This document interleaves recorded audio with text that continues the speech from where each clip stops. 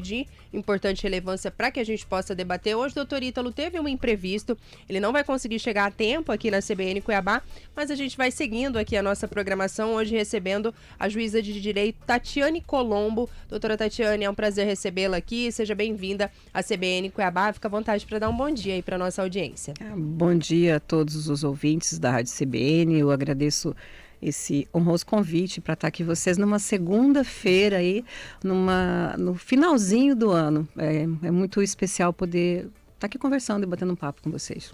Bom dia, doutora Tatiana, seja bem-vinda. Obrigada. Vamos conversar um pouquinho, doutora Tatiane, que é magistrada do estado de Mato Grosso, e ela apresentou em uma obra publicada, o fruto da sua dissertação de mestrado, realizado junto ao programa de pós-graduação em Direito da Universidade do Estado do Rio de Janeiro, desvendando as nuances mais relevantes da atuação do Poder Judiciário em demandas decorrentes dos fatídicos episódios ocorridos no Brasil em Mariana e Brumadinho. Essa obra leva o nome O Impacto das Decisões Judiciais nas Catástrofes e nos Desastres Ambientais. Uma análise do caso paradigmático de Brumadinho. Então, doutora Tatiane, eu queria que a senhora começasse, trazendo aí um apanhado para nossa audiência. Lógico que é um trabalho, gigantesco, mas assim, dentro daquilo que é possível a gente trazer aqui um pouquinho para nossa audiência, os principais pontos que a senhora pode destacar aí desse trabalho. Fica à vontade. Bom, quando a gente chega num quase 25 anos de carreira, a gente vai se redescobrindo e vai entendendo um pouco, primeiro, de que é necessário pensar acerca do impacto das decisões judiciais. E quando a gente traz aí essa questão dos desastres e das catástrofes ambientais, a gente tem algo que vai muito além dos crimes ambientais, mas também de um planejamento, de uma atitude do Poder Judiciário para evitar, para coibir ou para melhorar ainda as decisões judiciais. Então, eu tive a oportunidade de conhecer durante o mestrado de Direito Internacional das Catástrofes, do qual o meu orientador, o professor Sidney Guerra, que é professor de diversas universidades no Rio de Janeiro, dentre as quais a UFRJ, a URJ, a Mackenzie do Rio, enfim. E ele me levou, através do laboratório de Lepadia, que eu faço parte também, que é da UFRJ, num mundo completamente fascinante. Então, eu cheguei aí no caso de Brumadinho e tive a oportunidade de observar as dinâmicas, de me tornar uma pesquisadora dessas dinâmicas, dessas catástrofes que acontecem no Brasil e que já vem acontecendo no mundo há muito tempo, por conta das questões ambientais, climáticas, elas acabam tomando elas acabam ganhando um incremento. Agora, doutora, mais especificamente, o seu estudo de caso, Mariana e Brumadinho, certo? Já tivemos outros desastres, mas nessa proporção, dentro do seu estudo, nós já tivemos algum outro momento no Brasil que tivemos um desastre próximo de Mariana e Brumadinho? E do ponto de vista do direito, como é que foram também assistidas essas vítimas dentro do seu estudo antes de Mariana e Brumadinho? Sim. Bom, importante assim, quando a gente entra nessa questão das barragens, a gente entra na questão de Minas Gerais, a gente entra aí num ponto bastante importante, porque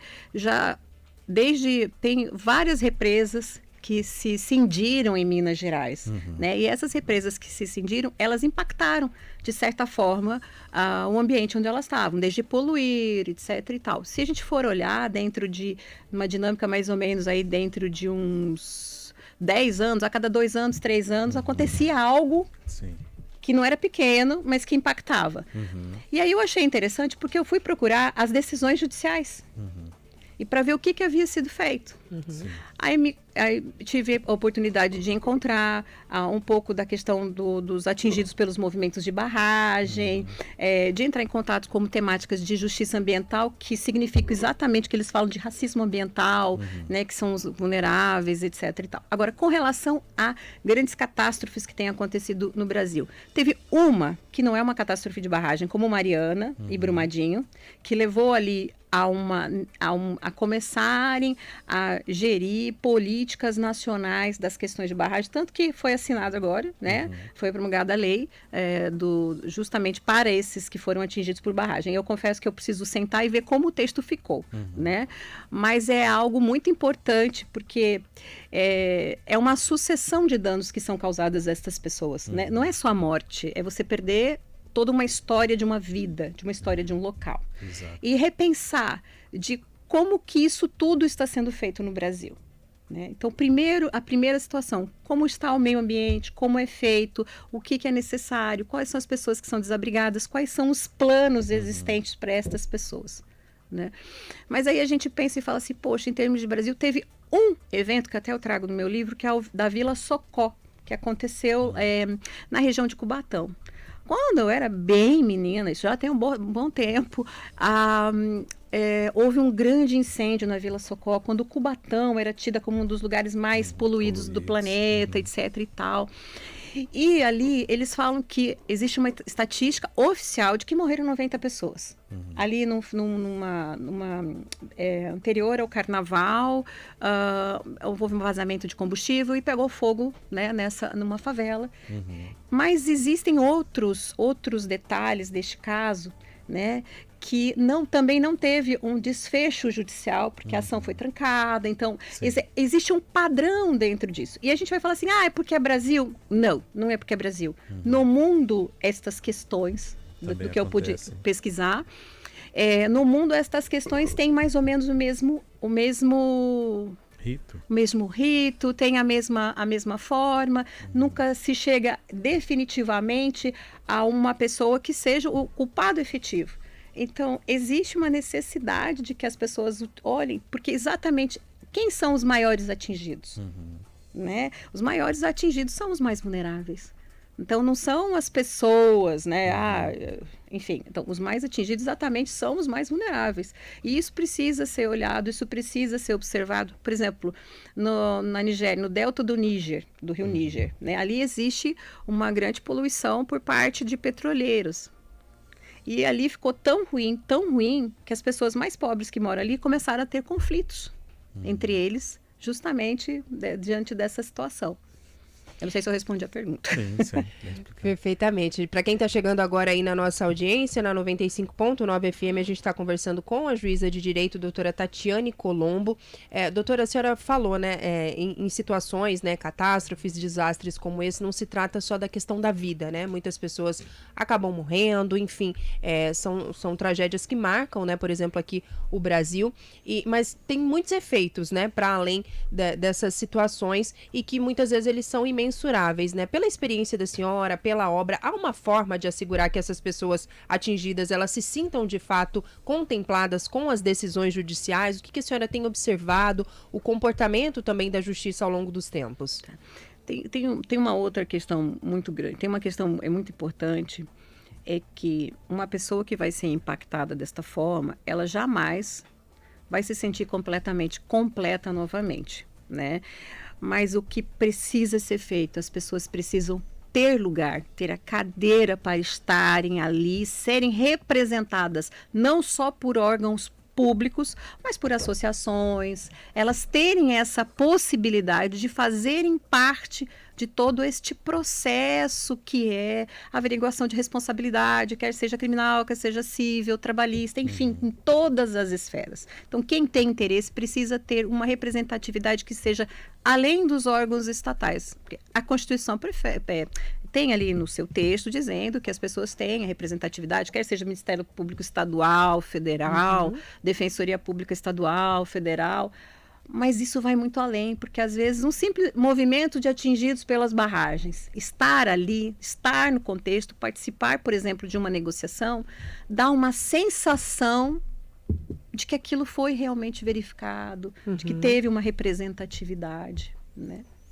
Agora, doutora, a senhora acredita, a partir dessa análise que a senhora fez, e que resultou, inclusive, né, no livro, né, nessa defesa que a senhora fez, haverá, de fato, punições, do ponto de vista penal, eu digo, né, ali aos responsáveis, mais especificamente em relação a Brumadinho, o que precisa ser, de fato, também mudado para que isso ocorra caso a senhora diga que não, do ponto de vista do estudo que a senhora fez, não viu ali uma pena mais, digamos, coerente para pessoas responsáveis que foram apontadas pelo Ministério Público em relação a Mariana e Brumadinho?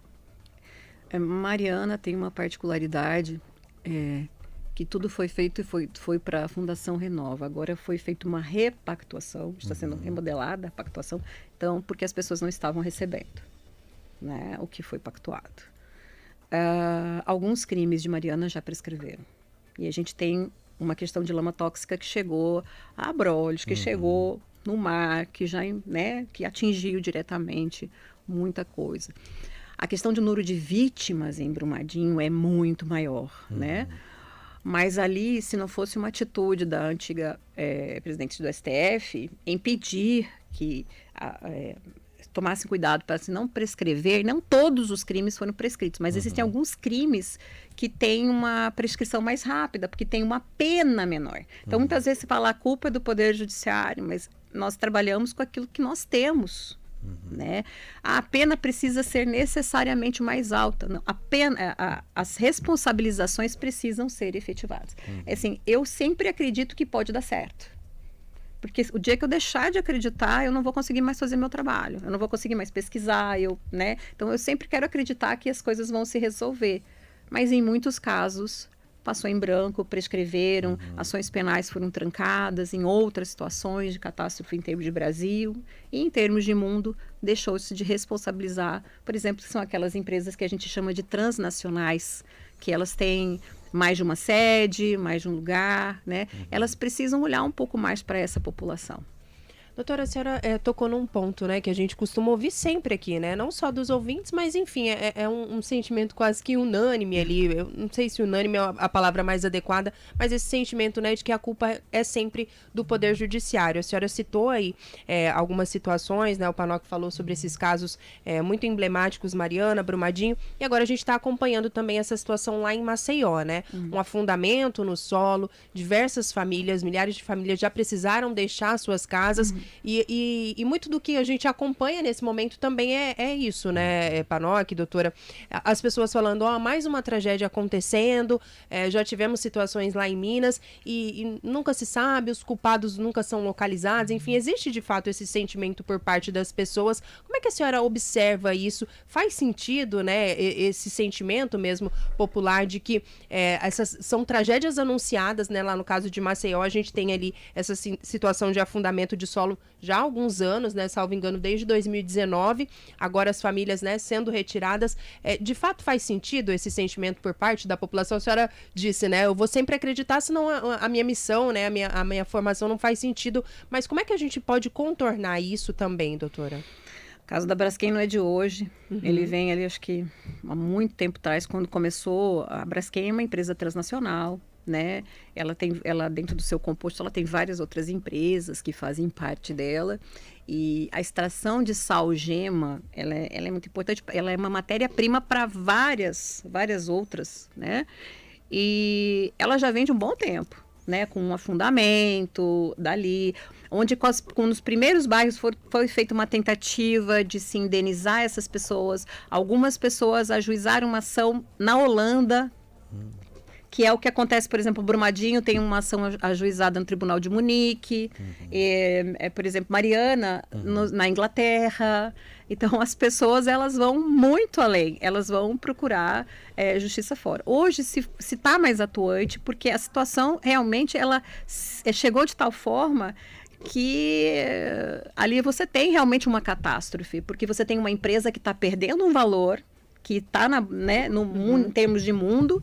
Existe uma proposta de compra, parece que da Braskem, ela está com problema da questão de valores, né, que está descendo, um poder público que está ali, depois da população demonstrar o que está acontecendo. Eu assisti esses dias um vídeo, eu acho que no YouTube, de uma senhora mostrando a casa dela, onde ela morava, as frutas que ela tinha, por exemplo, na casa dela, não sei se chegasses a ver dela, e ela falando, aqui toda a minha família morava. Isso aqui é toda a história da minha família, né? E aquilo ali choca, porque aquilo que eu falei, é uma perda de uma história de vida. E a outra falando assim, olha, eu sou idosa, eu só consegui ir para um hotel porque o meu advogado conseguiu uma liminar para eu estar lá. Quer dizer, realmente é hora de se reverem as políticas públicas, todos trabalharem dentro de um consenso, não só o Poder Judiciário, porque isso vem de antes do Poder Judiciário. Para se instalar uma mina de extração de sal, qualquer tipo de mineração que seja feita, qualquer tipo, isso precisa de uma licença ambiental. Se tem algum problema, existe uma fiscalização que é feita primeiro pela administração, depois, se não, a contento ao Ministério Público, né? Então, precisa funcionar realmente a engrenagem, né? De repente está faltando uma lubrificaçãozinha em algum lugar, né? As pessoas precisam ser vistas. Hoje, infelizmente, como diria Bauman, a gente vive numa sociedade líquida onde as pessoas, elas não se importam tanto com as outras pessoas. Elas querem ficar girando muito rápido e não param para ver o que está acontecendo. A gente precisa, então, parar e olhar para o ser humano. É mais um movimento social do ser humano como um todo. Uma questão de globalização, que não é de todo ruim, que trouxe muita coisa boa, né? Mas que o ser humano precisa olhar muito mais. A questão é tão complexa, porque ela vem de muito tempo. E falar que não existe... Realmente, a gente tem que ter economia, a gente tem que ter produtividade, mas como isso é feito? E aí a pergunta é, a que custo isso é feito? Isso até, se me permite, Panoc, aproveitar isso que a doutora Tatiane nos fala, é uma outra coisa que a gente vê ali, um outro sentimento por parte da população, né? De que o poder econômico, ele sempre vai se sobressair, doutora. Não importa ali, como a senhora falou, né? Histórias de vida que foram perdidas, vidas, né? Que foram perdidas também, que no final sempre vale mais, o que fala mais alto é o dinheiro, né? A senhora citou aí. Tem todo um processo anterior a isso, né? Tem a legislação ambiental, as leis que são aprovadas, enfim, pelos nossos representantes. De fato, há esse cenário, doutora, de que no final das contas o dinheiro vai falar mais alto, porque é uma situação, né, se me permite aqui até fazer um retrospecto, que já se arrasta de algum tempo, né? Então, por exemplo, a gente tentar fazer um exercício aqui, chega um determinado empreendimento, enfim, ele é um empreendimento, assim, de uma viabilidade econômica muito alto, isso aí acaba falando, assim, mais alto do que essas outras questões que a gente cita, né, de questão ambiental, o impacto que isso vai trazer ali em determinada área, em determinada região. De fato, também é algo que acontece quando a gente olha situações dessa natureza? Então, a sua pergunta é muito bem colocada e muito apropriada. Não sei se eu consegui me explicar. Sim. A gente fica aqui conversando com uma magistrada, né, Panoc? Tentando colocar aqui algum apontamento, mas acho que é uma coisa que a gente percebe também, né, na população. O que acontece? Nós temos uma visão mundial hoje que fala o seguinte: nós não podemos retroceder, nós não podemos perder o desenvolvimento. A população precisa de dinheiro. Para ter desenvolvimento, eu preciso aplicar. E aí tem aquela terminologia, são os ecochatos, as pessoas que, de uma certa forma, elas tratam do meio ambiente como demais. Então, quem olha para o meio ambiente e sabe que precisa haver como é que a gente fala? Um equilíbrio entre meio ambiente e desenvolvimento, porque essa é a pegada da vez, é o equilíbrio, tá? E as pessoas, os seres humanos vão ter que ter esse equilíbrio. Tem um escritor que agora me fugiu a memória também, às vezes a memória vai no final do ano, principalmente, né? Ele fala que a gente está na Terra, na nave Terra, e a nossa nave, ela é única. Então, a gente precisa cuidar do lugar onde nós estamos. E, assim, agora as pessoas vêm, né? Nós vamos ter uma COP daqui a 2 anos, que vai ser na região amazônica, né? Em Belém, né? E isso vai ser muito importante. Por quê? Por uma questão de nós firmarmos. Agora, a gente não pode fazer... como se faz com direitos humanos, se fala uma coisa e se faz outra. A gente precisa realmente dar passos para que não se chegue a essa sensação de que não está sendo feito nada. Na verdade, é exatamente o que acontece não só no Brasil, mas no mundo inteiro. Se fala, nós precisamos desenvolver, tem que ter desenvolvimento econômico, não sei o quê, mas a gente precisa saber a que custo isso tudo está sendo feito, né? Aonde que a gente precisa dosar melhor essa coisa. Baixar a mão para um lado, baixar a mão para o outro, né? E não simplesmente falar. Gente, falar é muito bonito. Mas fazer é tão difícil. Tem que alinhar, né, doutora? Tem que alinhar. O discurso e a prática. É, né? exatamente. Está completamente desalinhado. E não é só no Brasil, não, tá? Esse desalinhamento que existe é um alinhamento mundial. 9h29. A gente vai precisar fazer uma pausa bem rapidinho, doutora Tatiane, para acompanhar o repórter CBN, pedir para a senhora ficar só mais uns minutinhos conosco e já a gente está de volta por aqui. Dezembro de 2023, a gente está conversando nessa manhã com a juíza de direito, doutora Tatiane Colombo, falando um pouquinho, né, sobre o custo, né, se é que a gente consegue mensurar aí custo de desastres, de catástrofes ambientais. A doutora que é autora aí do livro O Impacto das Decisões Judiciais nas Catástrofes e nos Desastres Ambientais, uma análise do caso paradigmático de Brumadinho. Conversou conosco, né, Panoc, um pouquinho sobre essa obra, sobre aí algumas impressões que a população em geral tem quando a gente está diante de situações como de Mariana, de Brumadinho, mais recente agora esse caso de Maceió, um recente que nem é tão recente, né, doutora? A gente está vendo aqui alguns desdobramentos agora, mas uma situação que já se arrasta há alguns anos. Se me permite, doutora, reproduzir aqui uma pergunta até que eu fazia nos bastidores para a senhora, em relação aqui, né, ao Brasil. Tem algumas áreas, né, que são mais sensíveis, né, que a gente tende a ver desastres acontecendo aqui no país. Elas estão mais relacionadas a situações como essa que a senhora citou para a gente há pouco, situações de mineração, enfim, ou as questões ambientais, elas tendem, né, a nos trazer tragédias ainda muito grandes. A gente acompanha aí, né, enchentes, né, essa situação que a gente conversava também aqui, a seca ali na região Amazônia, o Pantanal, a gente teve um episódio muito emblemático de queimadas, né? Enfim, esses desastres, essas catástrofes, eles acontecem em razão de uma ligação com uma determinada atividade, ou a gente pode ter impactos muito significativos também relacionados a questões ambientais, ou as duas unidas também? Como é que a gente pode analisar isso? A gente vem com o fenômeno El Niño que ataca o mundo inteiro, em primeiro lugar, que acaba... mas que ele vem aí agravado pela atividade humana. Isso aí é fato. Alguns dizem que não existem pesquisas científicas nesse sentido, né? Alguns dizem que não existe pesquisa científica nesse sentido. No entanto, tem sim, tem pesquisa científica, tem vários pesquisadores dessa área, pesquisadores brasileiros e fora, né, que sabem dentro desse sentido. Impacto, por exemplo, mineração, existem várias barragens que estão aí com perigo já, algumas delas na região de Ouro Preto, em Minas Gerais. A gente tem a questão da mineração. Nós estamos aí, que eles falam, o leilão do fim do mundo, que é a questão da exploração de petróleo na Amazônia, que a gente entra em contato com uma coisa que a gente chama carbono azul, né? Será que existe aí o devido acolhimento do meio ambiente, para que a gente não tenha perda de biodiversidade, que isso também é muito importante. Enfim, tem que se tomar muito cuidado com o que se faz daqui para frente, para ter um equilíbrio, né, daquilo que se fala, daquilo que é necessário fazer e do que está acontecendo. Agora, doutora, a senhora chegou a pontuar aí a importância também, né, da questão do legislador, né, trabalhar, diria, em parceria do ponto de vista com o Poder Judiciário, né, para tratar no sentido de prevenção. Como é que a senhora colocaria? É necessário haver essa comunicação mais iminente, mais precisa, no sentido de evitar esse tipo de situação, de catástrofes, de desastres? Uma coisa que é bastante importante é que precisa se ouvir muito a questão comunitária, né? Como que, por exemplo, dentro da comunidade estão se desenvolvendo políticas públicas.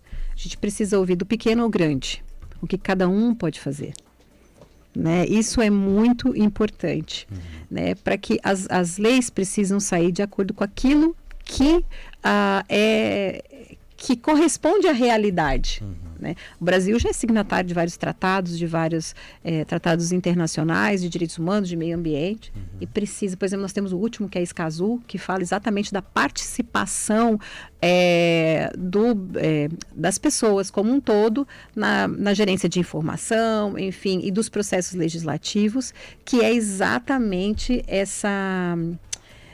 que é o Acordo de Escazú. Ele foi assinado pelo Brasil há um tempo atrás e foi em maio, o governo mandou para que ele fosse ratificado. São pequenas coisas que são importantes, desde gerenciamentos, políticas públicas, que vem antes de se chegar ao judiciário. O judiciário vai apagar o fogo que começou lá para trás, né? Para quando chega para a gente aqui, já chega porque já teve um impacto grande. E então isso precisa ser feito bem antes. Por isso que é importante que a comunidade como um todo, quando a gente fala comunidade, o pequeno, médio, grande espaço, grande sistema, grande círculo, se inclua e que vá lá dentro da característica de cada um, conseguir que se gerencie aquele seu ecossistema, a biodiversidade daquele local. Parece uma coisa boba, mas é só assim que a gente vai conseguir mudar o que acontece. 9h42, caminhando aqui para a reta final da nossa conversa, doutora Tatiane, o Silviânio, ele pergunta se ele consegue ter acesso a essa obra da senhora. Sim, possível? Sim, tem na editora, no site da editora Grande. Perfeito. Obrigada, Silviânio, pela companhia. Ele está parabenizando também aí pela entrevista. Doutora, já caminhando aqui para a reta final, queria que a senhora ficasse à vontade, né, para tratar algum ponto que a gente não tenha abordado por aqui, dizer que a gente fica muito feliz, né, em recebê-la também. Hoje, doutor Ítalo não pôde estar na nossa companhia, mas um importante debate aí que também que a gente traz para os nossos ouvintes. Agradecer o Fernando, também está aqui conosco da assessoria. Fica à vontade, doutora, para se despedir da nossa audiência e citar aí algo que a gente não tenha ali questionado que a senhora acha importante pontuar. Primeiro, eu gostaria de agradecer essa oportunidade. Falar dessa temática é muito importante porque conhecimento da população é importante para que a gente comece a mudar o ponto de vista daquilo que é necessário para ser feito. E, assim, precisamos todos nos informar melhor do que está acontecendo. Não só cobrar posturas, mas também ter uma postura face a tudo o que está acontecendo. Ouvir as mídias sociais é importante, mas ter informação de qualidade é muito importante também. Então, por isso eu agradeço a oportunidade de estar aqui, de poder conversar com vocês, trazendo aí um trabalho de base científica, né? E um trabalho isento de qualquer influência. Quer dizer, é um trabalho que está escrito ali, que está à disposição com base em dados científicos, né? Eu acho que seria isso e, mais uma vez, agradecer realmente a oportunidade de estar aqui com vocês, aproveitar e já desejar aí a vocês e a todos os seus ouvintes um Natal abençoado e aí um 2024 que a gente possa ter um ano muito melhor do que foi 2023 para todo mundo, de muita saúde principalmente. Esse é o nosso desejo por aqui também, né, doutora? Agradecer imensamente mais uma vez, dizer que a CBN Cuiabá também está sempre de portas abertas por aqui, quando a senhora entender aí que tem um tema também interessante para a gente abordar, fica à vontade também para nos acionar. Obrigada mais uma vez pela companhia. 9h44, a gente vai fazer uma pausa bem rapidinho, já tem Momento do Esporte com o Pedro Lima, tem mais entrevistas aqui, a gente volta já já.